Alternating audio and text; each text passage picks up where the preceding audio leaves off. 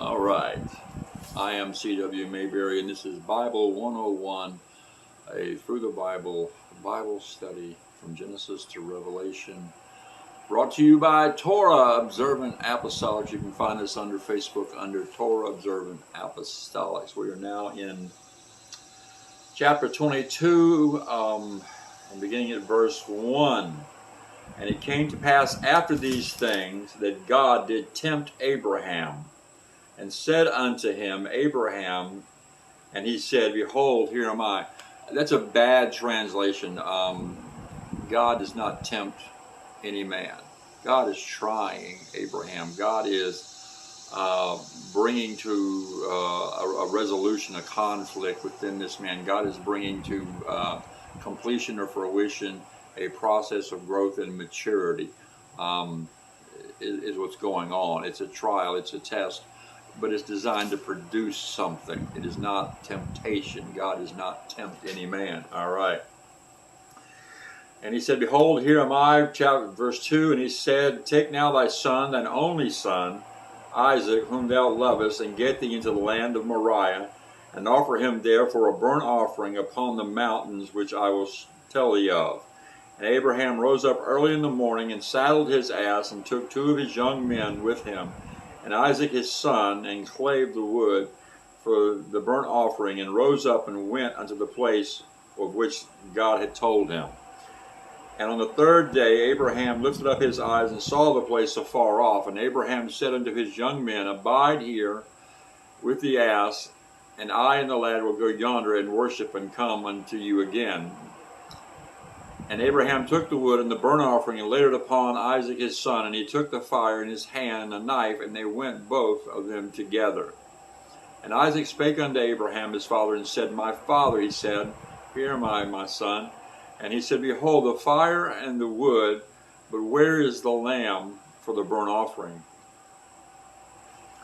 And many people not understanding, not being familiar with the Bible, not being familiar with the things of God, look at this circumstance and immediately they are shocked and repulsed. And understandably so. Here we have this, father taking his son off to offer him up in human sacrifice, which was common among the peoples of the day, the people of the land, and the religion in which they were involved. Strangely enough, you've had some 70 million plus children aborted in the United States, and no one's shocked or appalled about that. Very few people anyway. An entire generation wiped off the face of the map, taken out of existence, that entire potential of humanity gone. And there's really no public outrage. Even those people who are upset about it aren't upset to the point where they're risking their own life, their own welfare, their own health and wealth to do anything about it, or to say anything about it publicly. Very few of them anyway. But the point of all this is Isaac was never in any real danger. The idea here is to bring Abraham forward in his maturity with God. This is a man who is raised in a culture where you receive everything from your father and your father's father and your father's father's father, and it is your responsibility to build upon that and pass it on to another generation. We really don't understand that in our day and time, because we finance a house for 30 years, and raise our kids in it, and then when the kids are gone, we reverse mortgage that, and we spend it all down, and then we leave nothing behind, and you leave your children to start the whole process over themselves, and no generation is really better off than the one before it, other than through the circumstances. That's just the way we've learned to live. We get all we can, we spend all we get, and we make no allowance for tomorrow or for anyone else. Abraham was of a different generation, and his great complaint or plea to God was that I have no heir. This Eliezer of Damascus is that manages my affairs is going to inherit all I've got, and everything that I've done in my life is going to be diffused. All that I've worked for is going to be lost. I don't have an heir to carry on. And he wasn't just looking for an heir. He's looking for a physical heir, certainly, but more importantly, a spiritual heir. someone who would take the things not only of the physical increase, but of the spiritual increase, so the things of God, and communicate them to another generation, and through procreation, both spiritually and physically, broaden the scope and the influence of God in the world. That's the idea. And we now have an issue that would have arisen in his life. You know, who do you love more, Abraham? The gift giver or the gift that he gave? Who's more important to you, the God that gave you this son of promise, or the son of promise himself?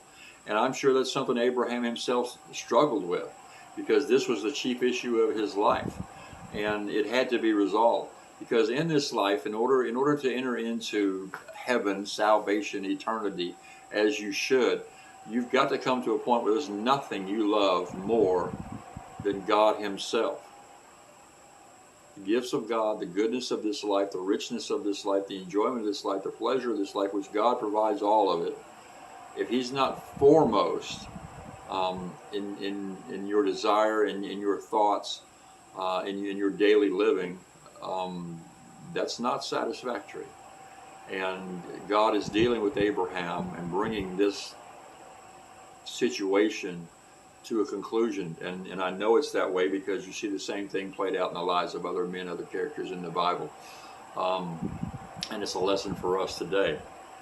Well, let's read on. We'll get the rest of it in a second. Verse 7, and Isaac spake unto Abraham his father, and said, My father. And he said, Here am I, my son.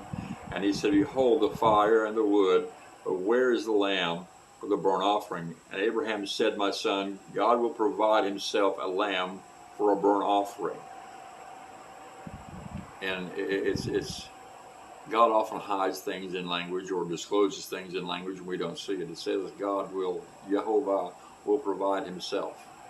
He's talking about the manifestation of God in the person of Jesus Christ, Yeshua Messiah. God will provide himself. God's going to be the sacrifice. God's going to take on a body of flesh and blood at some point in the future, and he's going to be the one that dies. Without Isaac, Abraham has no way to continue to let his will, his direction in life continue beyond himself.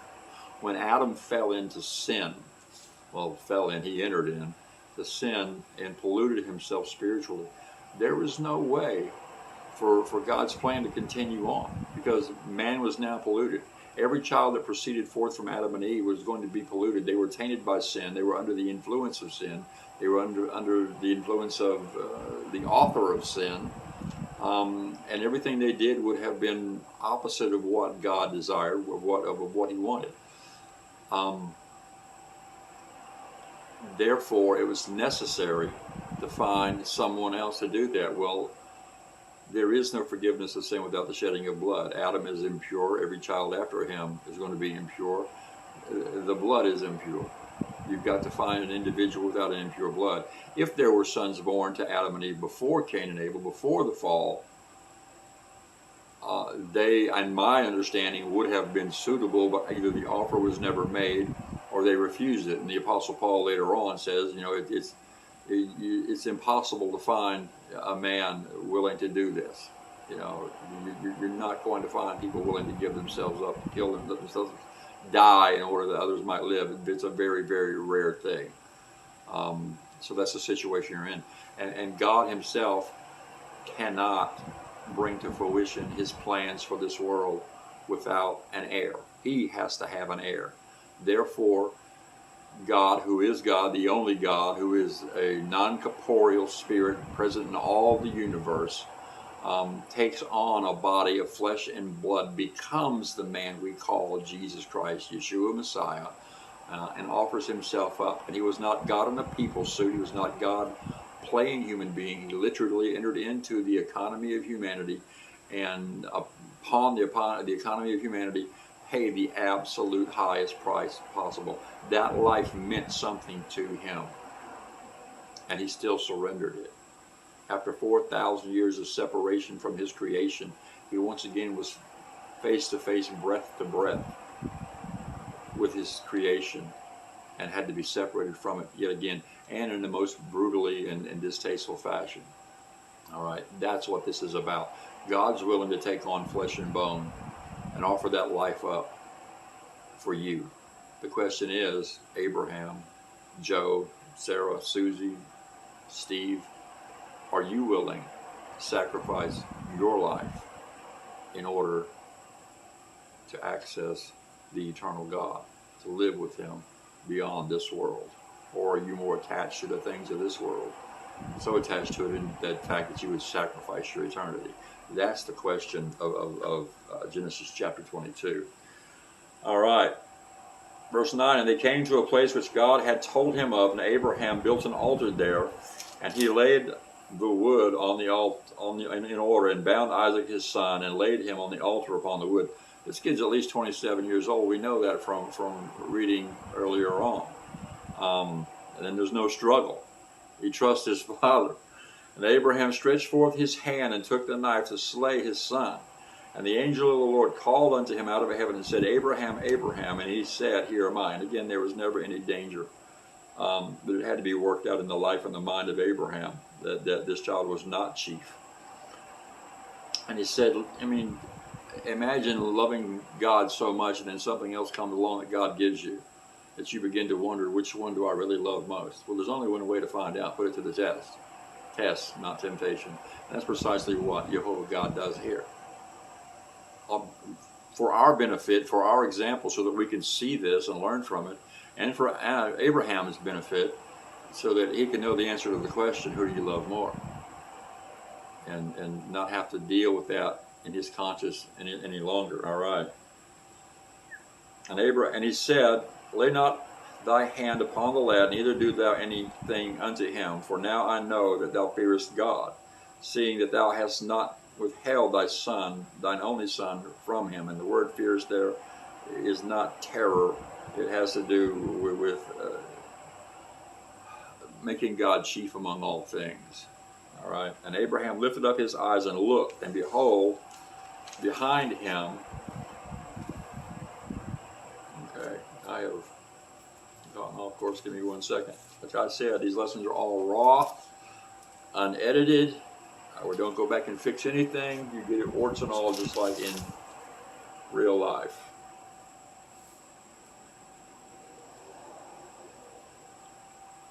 Yeah. Verse 13, Abraham lifted up his eyes and looked, and behold, behind him a ram caught in a thicket by his horns. Some people would say that it was a crown of thorns. It's very poetic. I don't know that it's true, but it certainly points to Jesus Christ. And Abraham went and took the ram, and he offered him up for a burnt offering instead of his son. It's a substitutional offering, something you need to hold on to there, substitutional offering. And Abraham called the name of that place Jehovah Jireh, as it is said to this day, in the mount of the Lord it shall be seen. And the angel of the Lord called unto Abraham out of heaven the second time, and said, By myself have I sworn, saith the Lord, for because thou hast done this thing, and hast not withheld thy son, thine only son. That's the point. He's precious to him. This is the most precious thing in this man's life. All right? That in blessing I will bless thee, and in multiplying I will multiply thy seed as the stars of heaven, and as the sand which is upon the sea, which is spiritual and physical, the seashore. And thy seed shall possess the gates of his enemies, which is where you want to be, not under oppression, but above it, and in control of those that would oppress you. Not that you would oppress them, but certainly got the ability to defend yourself from them and the multiplicity of things they might ply against you. All right. And in thy seed shall all the nations of the earth be blessed. He's talking about both the Jewish nation and Yeshua Messiah, Jesus Christ himself. Both. Primarily Jesus. Because thou hast obeyed my voice. If he hadn't obeyed, God would have had to have found another man, taking more time to unroll this plan that is of such benefit to you and I. All right.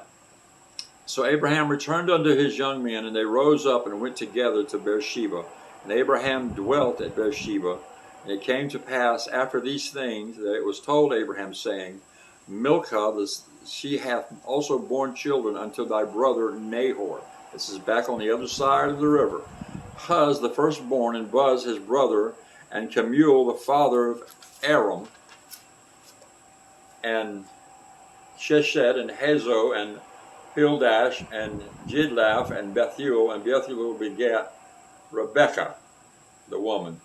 These 8 Milcah did bear to Nahor, Abraham's brother. And his concubine, whose name was Rimah, she bare also Teba, and Gaham, and Tahash, and Macha. And I'm doing the best I can with these names. You're better at it than me. God bless you. All right. And we're only 15 minutes into this, but I'm not sure how far I want to go with it, because the rest of it is... let's do it. Chapter 23. And Sarah was 107 and 20 years old, so 127 years she lived. These were the years of the life of Sarah, and Sarah died at Kirjath Arabah, yeah. The same was Hebron in the land of Canaan. I like Hebron better. And Abraham came to mourn for her, Sarah, and to weep for her. And Abraham stood up from before his dead and spake unto the sons of Heth, saying, these are the strangers in the land. These are not good people, actually, but I am a stranger and a sojourner with you. Give me a possession of the burying place with you, that I may bury my dead out of my sight. And the children, because when people die, at some point you need to move on. Doesn't mean you don't love them, but you can't dwell there forever. It'll just sour your life. I may bury my dead out of my sight. And the children of Heth answered Abraham, saying unto him, hear us, my Lord. Thou art a mighty prince among us. In the choice of our sepulchres bury thy dead. None of us shall withhold from thee his sepulchre, but that thou mayest bury thy dead. And Abraham stood up and bowed himself to the people of the land, even to the children of Heth, and he communed with them, saying, if it be your mind that I should bury my dead out of my sight, hear me and entreat for me to Ephron, the son of Zohar, that he may give me the cave of Machpelah, which he hath, which is in the end of his field, for as much money as it is worth, and he shall give it to me for a possession and a burying place amongst you. So he wants to pay for this. He wants to make sure that there's no contest about whose it is, who it belongs to, that there's no problem with it in the future generations, that there's a witness there that they know what is what. So Ephron dwelt among the children of Heth, and Ephron the Hittite answered Abraham in the audience of the children of Heth, even all that went in at the gate of his city, saying, there's an audience here, the world, they know what's going on. Nay, my Lord, hear me, the field I give thee, and the cave that is therein, I give it thee in the presence of the sons of my people, give it thee, bury thy dead. Abraham bowed down himself before the people of the land, and he spake unto Ephron in the audience of the people and of the land, saying, but if thou wilt give it, I pray thee, hear me, I will give thee money for the field. Take it of me, and I will bury my dead there. And Ephron answered Abraham, saying unto him, my Lord, hearken unto me. The land is worth 400 shekels of silver. What is that betwixt me and thee? Bury therefore thy dead. And Abraham hearkened unto Ephron, and Abraham weighed to Ephron the silver which he had named in the audience of the sons of Heth, 400 shekels of silver, current money, with the merchant. You know, these people may have been friendly toward him at this point. You don't know what's going to happen in future generations. You don't know how the people around you are going to treat the children you birth, foster, bring into the world, whether they be physical or spiritual. You need to do as much as you can to protect them and their interests now, by not putting them in a position of compromise or near compromise later on. All right.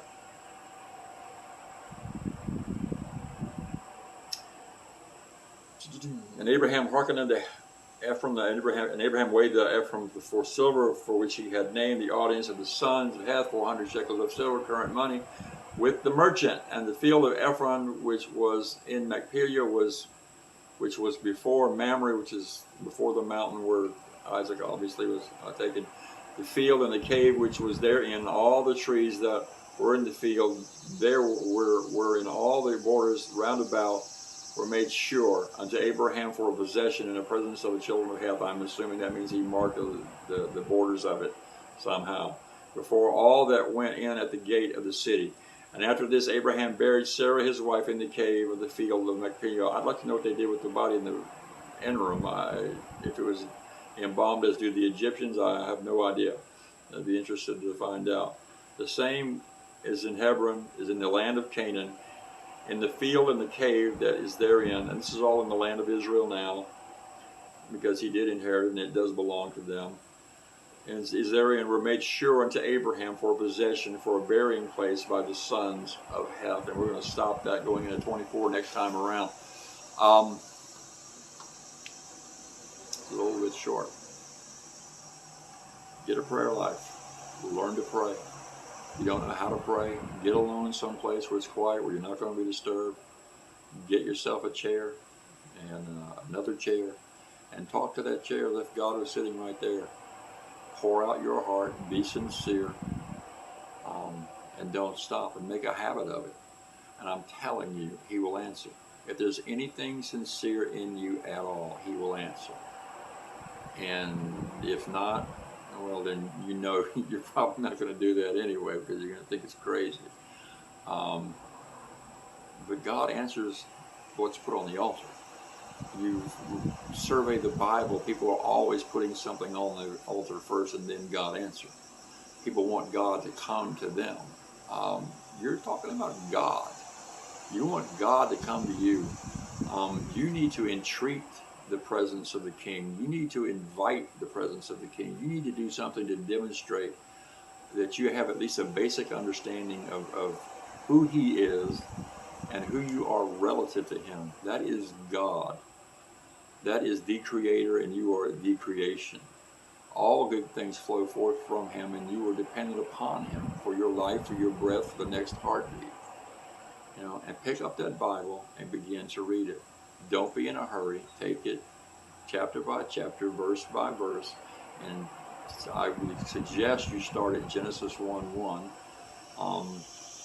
and get the panoramic view of it. Get an overall understanding, because it's a progression. It's a beautiful story, and things you see later on will make a great deal more sense when you have the background, when you have a Hebraic background. The Bible is a Hebrew book. Okay, it is written by God through the office, through the utility of men who are all Hebraic. They're all Jewish, if you will. We use that word a little bit loosely, but it's one culture. This is not a Western Gentile book. This is not an American book. We think it is. We think that God wrote the Bible for us, and we've got all the understanding.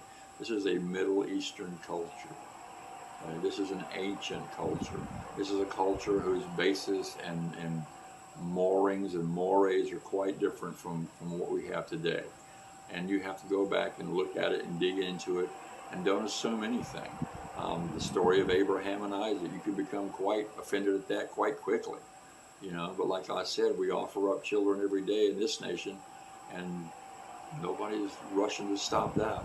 In fact, if you try it, they'll jail you. They'll imprison you. So how far removed are we from what God originally intended? Quite a ways, in fact.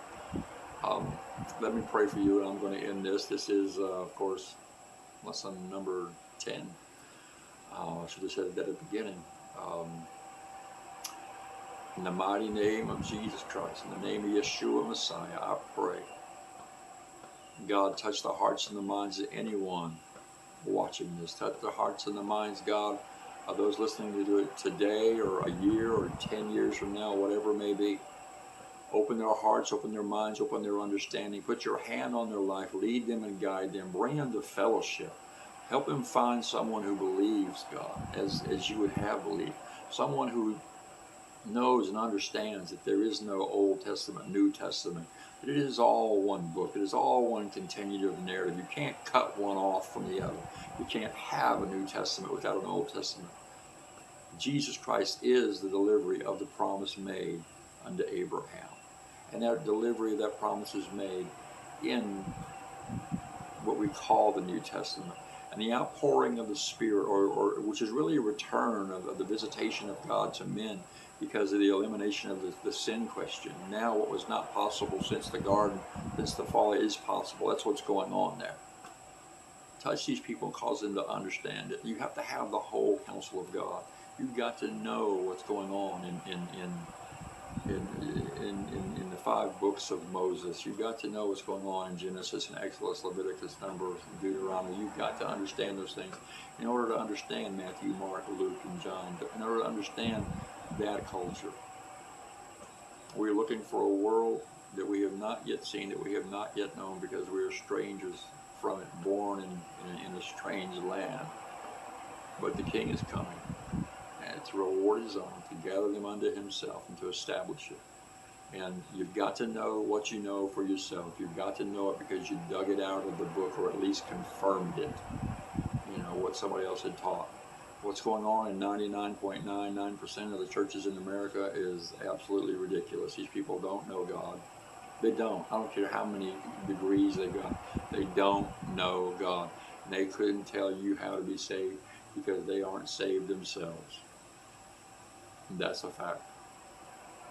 In the name of Yeshua Messiah, in the name of Jesus Christ, the great and mighty God, the soon coming King, I pray God touch you, increase you, cause you to be strengthened with knowledge and understanding. Amen and amen. Boom.